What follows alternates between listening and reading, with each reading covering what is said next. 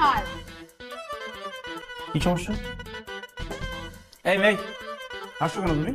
তুই হাসবো তো কি করবো? তোর ক্লাস করতে আমার হাসি পাই। চুপচাপ বসে থাকো। এই চুপ কর, তোমার তো সাহস কম না। দাঁড়াও।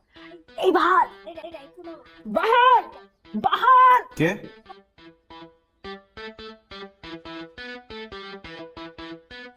এই কি সমস্যা? এই দাঁড়াও, দাঁড়াও তুমি। আমি হ্যাঁ,